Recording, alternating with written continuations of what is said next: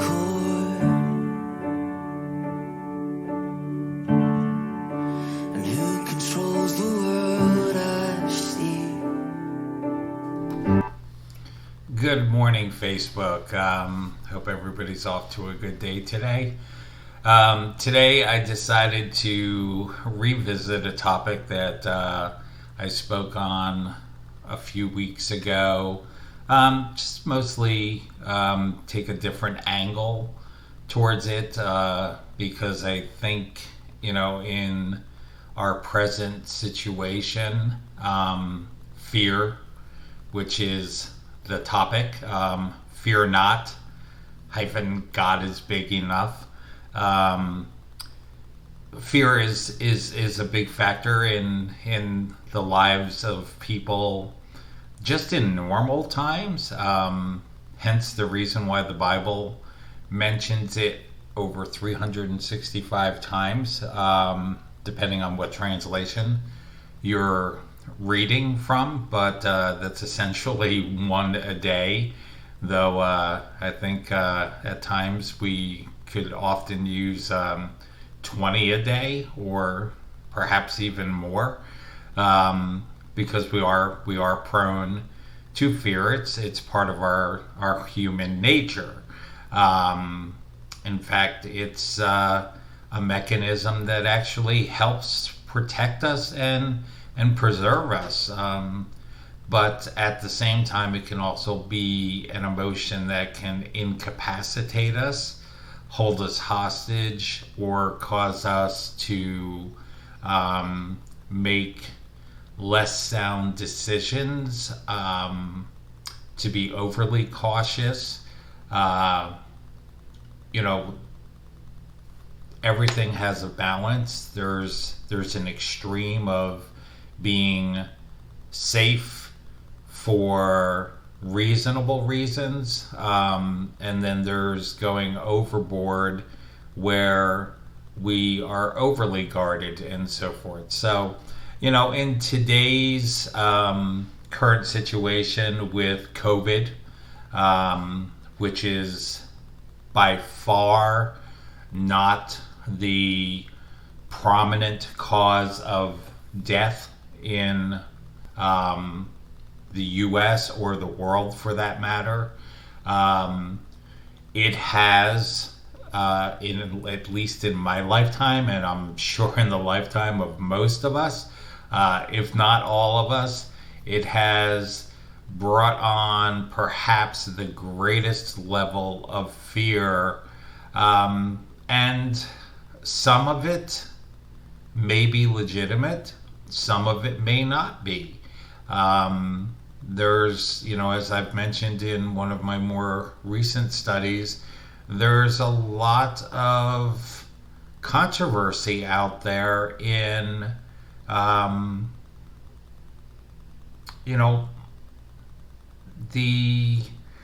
the fact that the disease exists, but in the motives behind the way we have responded, not only as a nation but as a world, in regards to the virus. And I'm not here to change anybody's mind. I don't think that's within my power. I'm not a professional or even an amateur debater. As a matter of fact, I'm probably horrible at debating.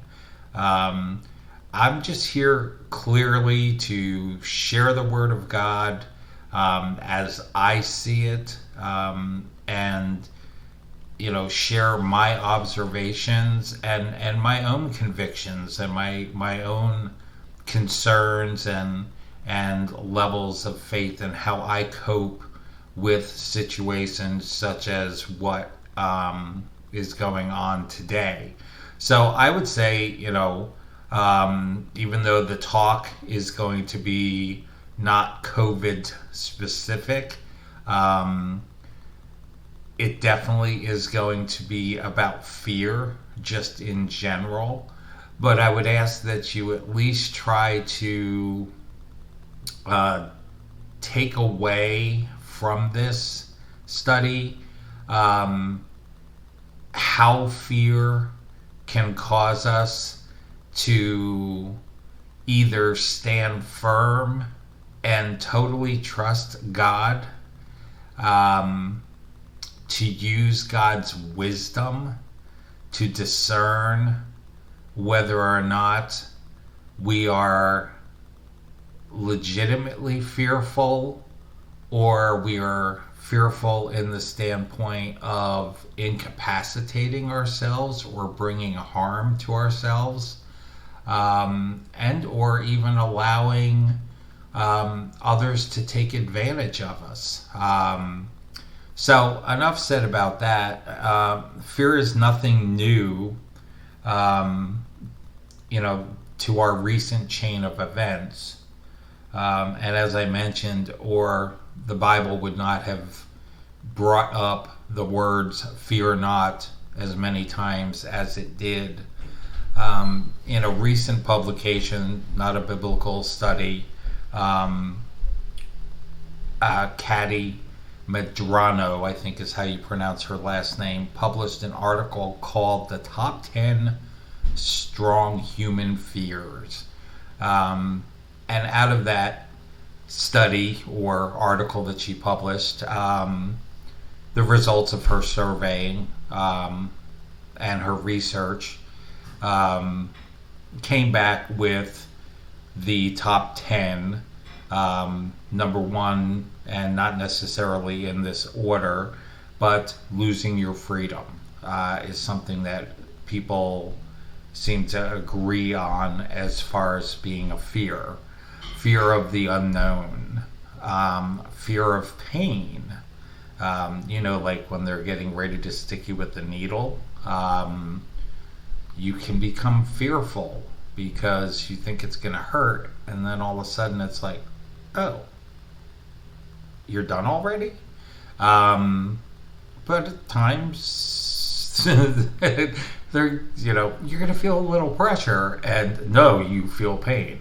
So there's just kind of a counterbalance there of realistic fear and unrealistic fear. Disappointment, misery, loneliness, which is definitely a biggie for many people, as I expressed in my study that used Rich Mullen's life, the late Christian artist, in one of my previous talkings. Ridicule, being made fun of. We fear rejection. We fear death. And to no surprise, we fear failure. Many of these fears are tied together, such as death and the unknown, rejection and ridicule, pain and misery, failure and loneliness. We can also observe that these are mostly existential fears that describe an inner condition of the heart. That is, these are not fears of specific things. In the latter category, I ran across some statistics answering the question, what scares America most, in a more granular, more specific way. And again, not necessarily in any particular order, but snakes. I think it's good to say that most people have some form of a healthy, fear of snakes, though not all snakes are to be feared. Public speaking, heights, being closed in small space, spiders, needles and getting shots, mice, flying on an airplane, dogs, thunder and lightning, going to the doctor, and here's a biggie, the dark. Well, this is obviously a much more concrete list, and more specific, so less fears of the heart and more fears of specific things. And I can identify, with part about the snakes, heights, needles, and spiders. I love flying, but still admit in my brain when I'm up in the air, I can't help but, wonder.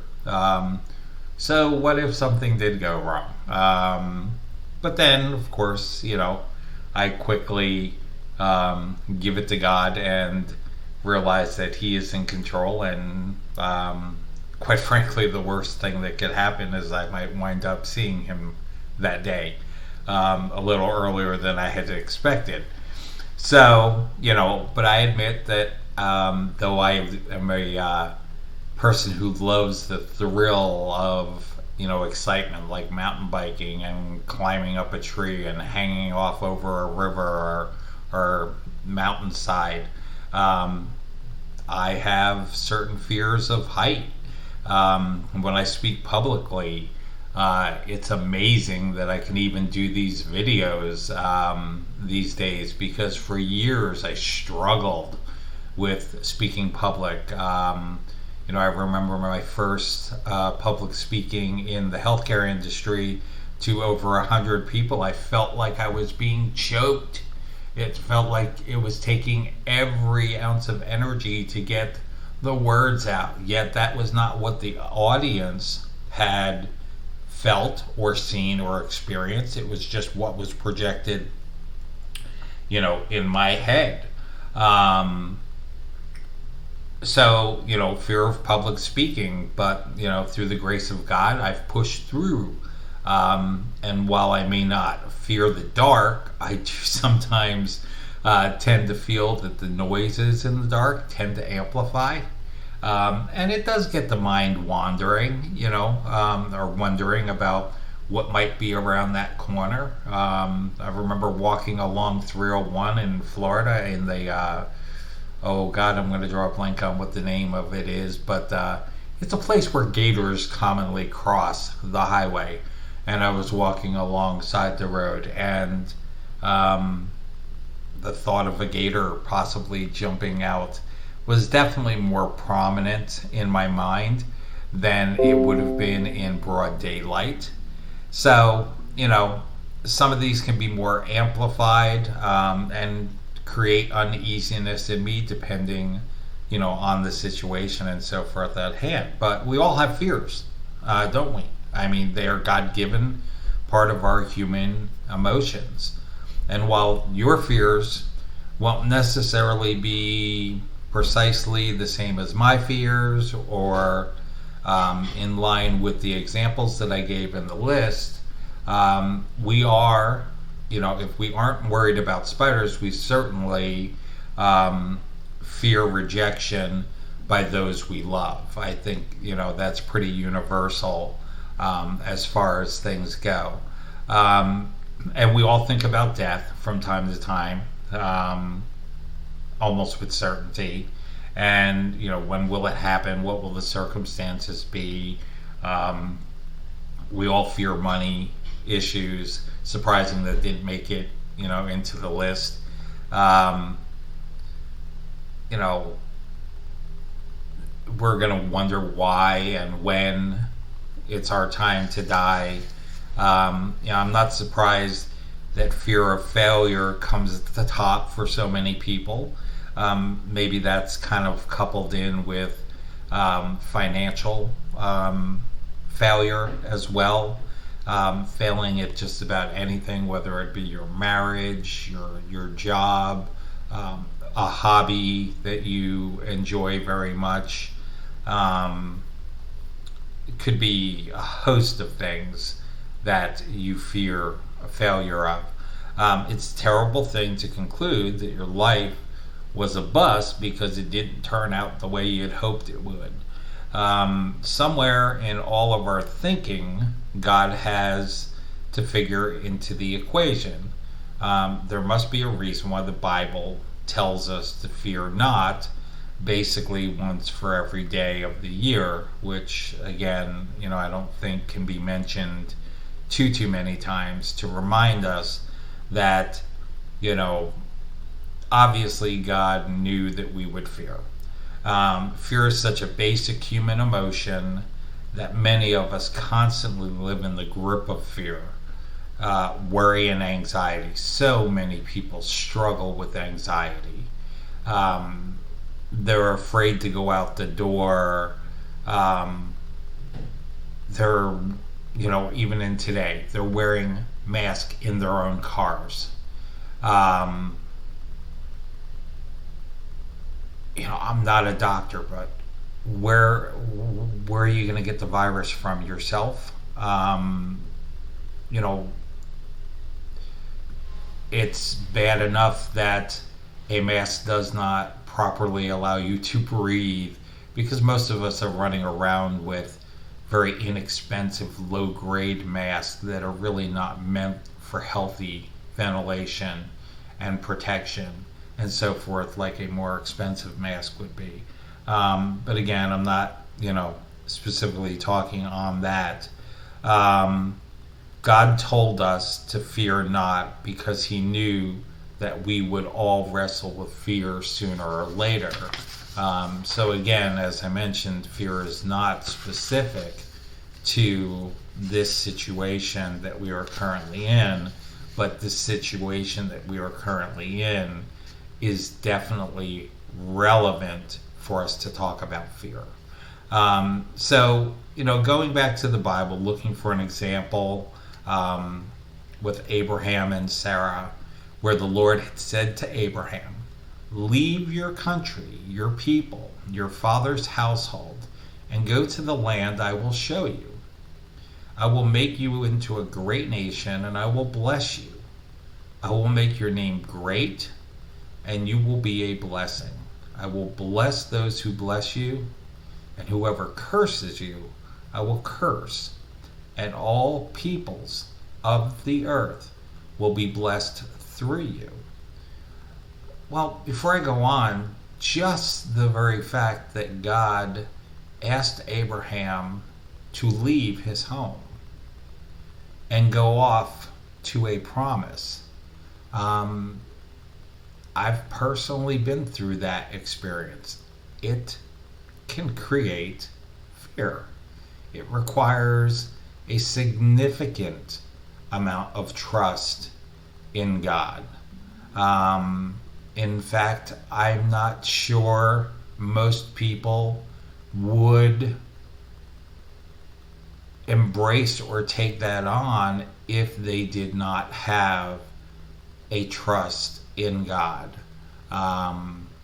And I'm living proof, and so is Abraham. Well, he's not living anymore, but we will see him again one day, or for the first time. But living proof that God does see us through. So later God promised to give him descendants like the dust of the earth in Genesis 13:16. 10 years quickly passed without any sign of children. So Abraham is almost 85 now and not getting any younger. You hear about women, getting into their 30s and starting to worry, I'm passing my prime and so forth. And I'm not saying that that's not legitimate and so forth, but can you imagine how Abraham felt at nearly 85 years old?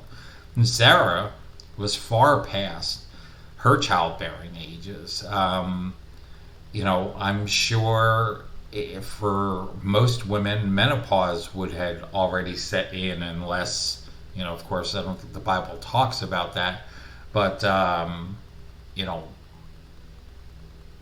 unless something was different back then, she was definitely past her childbearing ages, and I think that really covers it.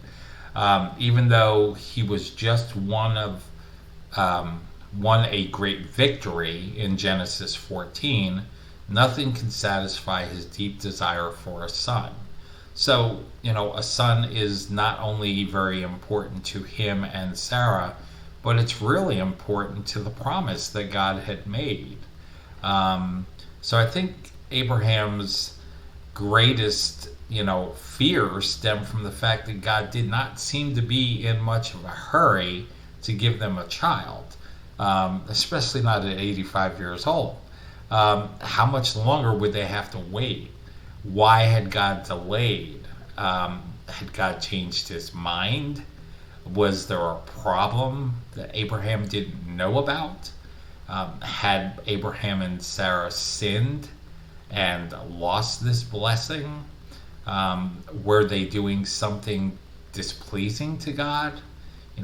Why was Sarah's womb still closed? If God had promised, why was it taking so long to be fulfilled? So should they go to plan B? Take matters into their own hands, which of course they did. All these questions were running through Abraham's mind, I'm sure, just like they would be running through any of our minds. But God knew exactly what his servant was thinking. He saw the doubt. He understood the fear. Now he moves to reassure Abraham that all will be well. The time has not yet come for the child to be born, but it isn't far off either. So he tells Abraham after this, the word of the Lord came to Abraham in a vision. Do not be afraid, he tells him. I am your shield, your very great reward in Genesis 15:1. There are at least 4 reasons still that Abraham could have doubted God's promise of a son. He was too old, if he listened to his mind.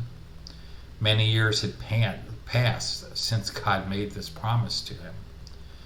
Nothing like this had ever happened before. Let me rephrase this. Nothing like this had ever happened before. Just like Christ rising from the dead. Sarah also doubted God's promise. So when you think about it, there was no reason to believe. No reason except that God had promised. The question now is simple. Will God's promise be enough for Abraham? And will God's promise be enough for us in this day and age, or in our day-to-day struggles with fear and trusting him?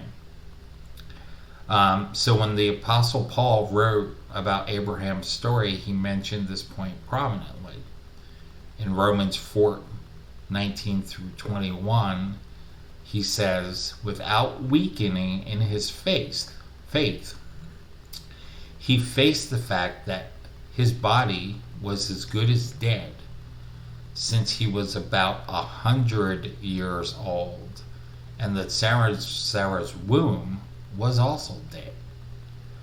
Yet he did not waver through unbelief regarding the promise of God, but was strengthened in his faith and gave glory to God, being fully persuaded that God had power to do what he had promised. So not only did Abraham wait 25 years for an answer to his prayers, he also had to suffer the humiliation of his own failed attempt at taking matters into his own hands and sleeping with Sarah's handmaiden and having the birth of Ishmael. So immediately after God spoke to Abraham in Genesis 15 is when, God just speaks to him and he just reassures him. And that's when he agrees with Sarah to sleep with her maidservant Hagar in hope of conceiving a child through her. Well, it worked and Ishmael was born. But this short-sighted attempt to help God out, which we all tend to try to do at times, and if you really think about it, is pretty foolish and futile. But to help God out backfired and brought much sadness and heartache to everyone involved. So think of it this way. To say that God is the great I am means that when we come to him, he is everything we need. At exactly that moment, God doesn't need us. It is we who need him. So God doesn't need us to help him. Yes, there is a God part and there is an us part, but he doesn't need us. He partners with us to make sure that we are with him. And I'm sure also to not have us become complacent and uninvolved and treat him like a celestial Santa Claus. So, when God professes to be the great I am, it's as if God is saying, I am your strength. I am your courage. I am your faith. I am your health. I am your hope. I am your supplier. I am your defender. I am your deliverer. I am your forgiveness. I am your joy. And I am your future. So God is saying to you and me today, I am whatever you need whenever you need it. He is all sufficient God in every crisis of your life, including our current pandemic and current situation. So fear not. Use wisdom. Pray. Discern. And make right decisions.